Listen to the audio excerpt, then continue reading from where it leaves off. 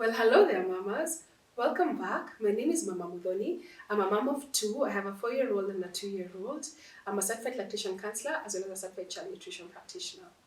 I support moms and families from pregnancy. I have a business called the Mothership Village where we have different professionals. We have midwives, we have pediatricians, we have different professionals who can walk you through from pregnancy all the way to the time your babies are preteen.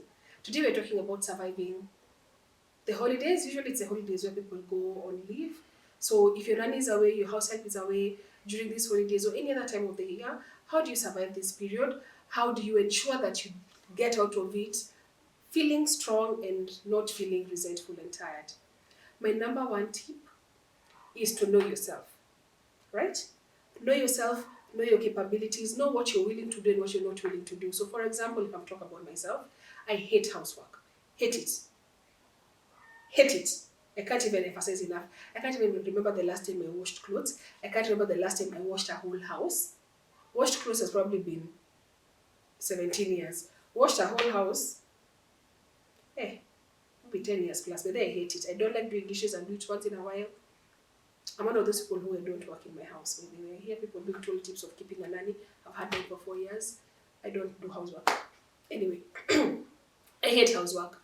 So I will plan myself knowing that I do not like housework. So I have no problem with cooking. I really have no problem with childcare, but I hate housework. So when I make my plans and when I think about my time, I'll make plans based on that. So with you, no, I have no issues with cooking, but I have issues with doing dishes. So then plan to get help with dishes.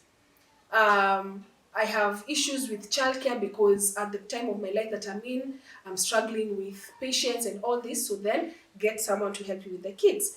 I don't like doing clothes. So get someone to either mama for to come and wash your clothes or take your clothes to a place like Bubbles Laundry where I usually take my stuff. And they'll just come pick your clothes and go and wash them and bring them back. So basically know yourself and your capability and then assess your expectations, especially if you're married. What are my expectations of my husband? Because Christmas time is such a big time for families or married couples to fight. And you fight one because of Christmas plans.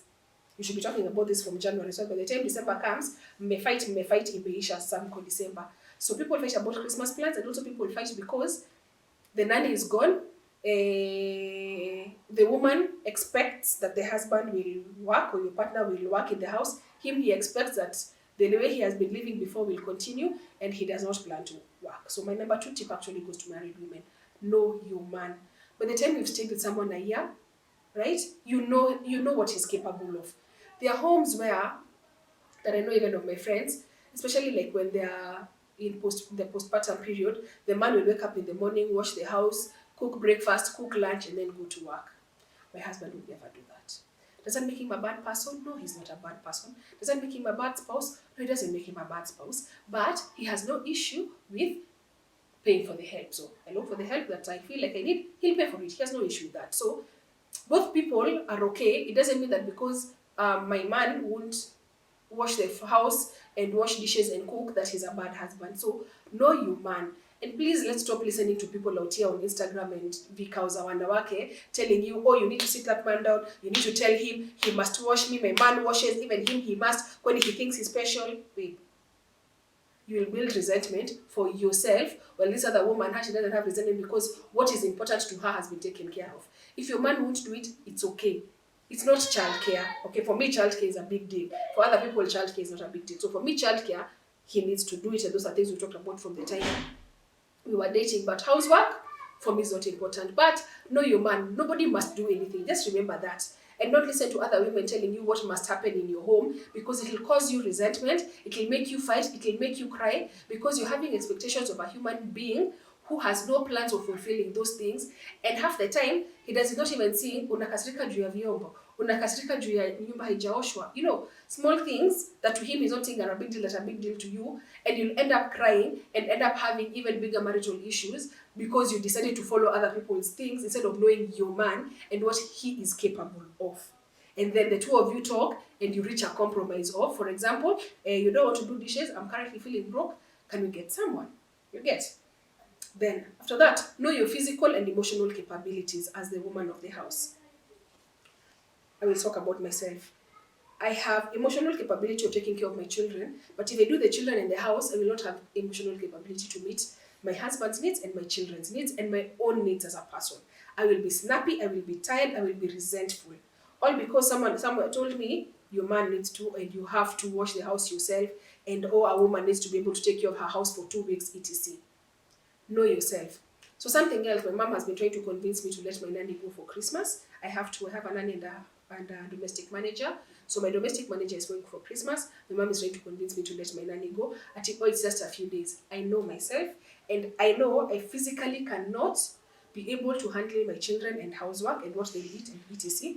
And emotionally, I just cannot. So she will stay. I even asked whether she wanted to go. She said she didn't want to go. And if she leaves, I will get somebody else because I am not capable of staying by myself. So know yourself. If physically, for example, nikiosha nyumba, when I wash the house, my back will ache, then don't do it. Why are you doing it? Get somebody else to do it. If if I stay with my kids for 10 hours, at a time I was like that, when I had postpartum depression, I wasn't able to stay with my kids for long. So if you know that is where you are, then plan ahead for it. And there's no shame in looking for help. There's no shame in paying for help if you can afford it. Do what you need to do to be able to survive that period. So when I talk about know your capabilities, for example, me, I have no issues cooking. I will cut things up, I will chop things up, I will cook and etc. But I do not want to do the dishes. I will get tired. And because I have cooked for my husband and he's now seated down, ameweka hivi miguu, I know I will get upset and I will get resentful. Because I'll be like, I'm the one who stayed with the kids a whole day and then I have cooked and then you're coming to put you in. See, I know that. And because I know I don't want to fight about it and I know I need to take care of myself, it's self-care, by the way. Me, I will get someone to do it. We're not fighting in the house because of dishes. No, we're not going to do that in my house. Yeah. Other people know you can clean but you can't cook. So either one, you pre-cook all your food before the nanny goes, put it in the freezer, or get somebody else to cook for you, or get a day bag who will come, chop things up for you, and then you just need to put things together and cook, and all that saves you time. Now, another thing is to plan your home accordingly, depending on how long your house helps go for work. I give my helps a month off a year, 28 days. It's a bit on the higher side. I think government is 21 days per year. And what I encouraged them last year was not to take off the whole year. There was COVID. So now this year, my nanny did the same. She didn't take leave the whole year, so she'll go for a month. My DM will take 2 weeks because she took 2 weeks somewhere.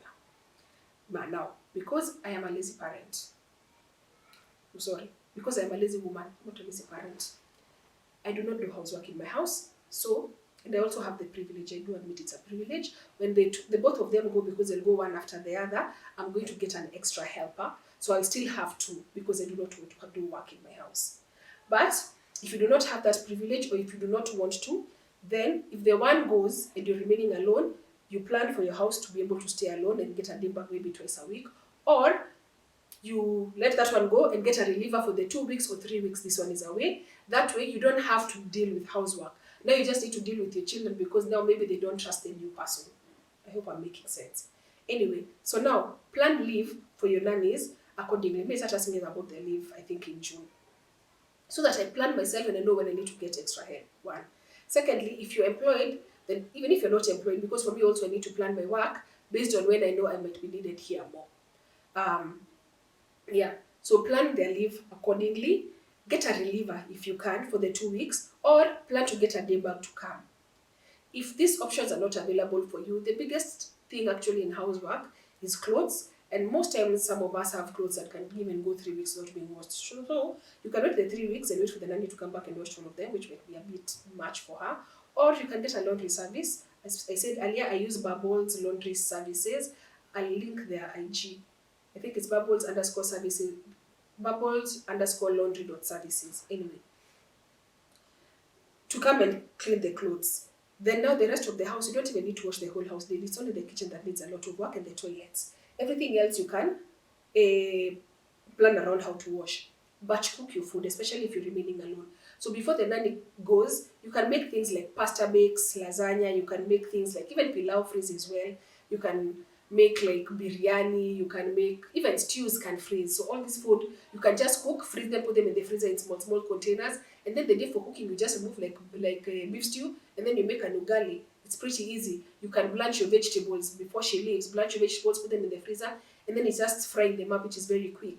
And it saves you time and also saves you a lot of dishes for cooking. So I talked about a reliever. Then now plan for your kids. Again, also depending on, you see, remember I said know your emotional and physical capabilities. So if you know you won't do very well emotionally and mentally, staying in the house with the kids the whole time, then you can plan activities for them. So for example, you can say today we're going to the National Theatre, we're going to the library, we're going to see the stars. There's a place where children go and see stars at night. I don't remember the name. You can take them to their grandparents, you can go and visit a sister, etc, etc, just to keep them busy and keep you busy, and you don't have to stay in the house for long and struggle with them. Or you struggle. How can it make sense? Because the kids are not struggling, it's you who's struggling. I'm just going to read a few of your responses I'd asked on Instagram. So some of your responses, a lady here says routine, especially in nap time and feeding time. If you have toddlers, you'll be surprised how you get free time. But then I always keep all my kids on a routine from the time they are born. It doesn't always work the first week, second week, but the time they're 6, 8 weeks, there's a routine. And the routine for me is for me and for my house helps to also be able to get time to rest. So if, for example, because if you have like a newborn and a toddler, try and merge their afternoon nap, the one that comes at around like 12 to, make sure both of them are asleep at the same time. That way you have time to do work in the house. You also have time to reprocess yourself and reconfigure yourself. Meal prep activities, I spoke about this. Oh, another thing also you can do is if she's away for like a week or two, she can chop things up and put them in the fridge. And then you just don't even need to do things, especially the first few days. So you're saying I'm dreading the holidays this year. I'm also moving town, sijui itakuwaje. Pole sana mama. Another person for laundry, I get a normal cleaning lady, which is I guess mama 4. I get a mama safi twice a week and batch cook. But then there's no shame in asking for help. There's no shame in paying for help. Sometimes we feel like we must do things, and other people start making us feel like, oh, you're not a good woman if you're not dying with all your housework. But imagine you don't need to. So this one says I get a mama 4 twice a week, batch cooking, simple meals, and babysitting. There was also a lot of getting a relative from Sharks to come in and help you during that time. I think that's also a very good idea. And then maybe especially if it's somebody who's in college or who's about to go to college and is looking for money to help her get to college, then you can bring her over and then pay her. And then at least in January she has time. Go to my mom's or my mom-in-law. Okay, that sounds like me. But if I wouldn't be able to get help, I would probably move my children and me and my children there. Somebody else said she takes her kids to the mom or the mother-in-laws, and then she just stays behind her husband, which is much easier. I get a replacement for that period. I think that's a fantastic idea. You do not need to die with housework. It's a ghetto. It's anything goes for that season. True. It's about surviving and just letting go of perfection. I don't. She takes a month's leave before, but even if she takes a month's leave before, you still don't have someone for that month when she goes. I have invested in machines, so the only work left is the kid, and hubby helps also. So this is a lucky one. Her husband also chips in. I get a reliever. Suffering is not for me. Or maybe is it for me? But then me, I was not born to suffer. Baby girl lifestyle, you mimi. Let me see if I can get doing the dishes as soon as we are done eating. This is good. Yeah, and also cooking as you wash dishes. That way, you don't have a pile of dishes left there at the end of the evening, wondering what you're going to do. So this one says it was okay when it was only one child. I would do the chores and hubby cooks and stays with the baby. Now I have twins. I have to get a day back for the holidays because sitajichokesha, I need to enjoy as well. Maybe even when I had one. Mindset shift, batch cook, plan for baby's activities, wine and God. I like the wine part. Of course, and the God part. You guys know I'm all about God. Planning your time well, but it's very important to plan your time well. Yeah, and I think that's mostly it. But I've become better at that in planning my week and planning my days. So yeah, that's mostly it. I hope this has helped you. Just remember the Christmas period or when your nanny is away, it's not a time for perfection. Be gentle with yourself, be patient with yourself, know your spouse. And even if you're calling a relative, by the way, know what type of expectations that you're going to have on them. Because you might call a relative who's like 20, doesn't have kids, how much he's able to do and how much he's able to take off you, especially in terms of baby care, is very different from a 30-year-old or a 35-year-old who has children. So managing your expectations is very important so that you're able to not be resentful and not be angry. Happy holidays, and I wish you all the best. See you next time.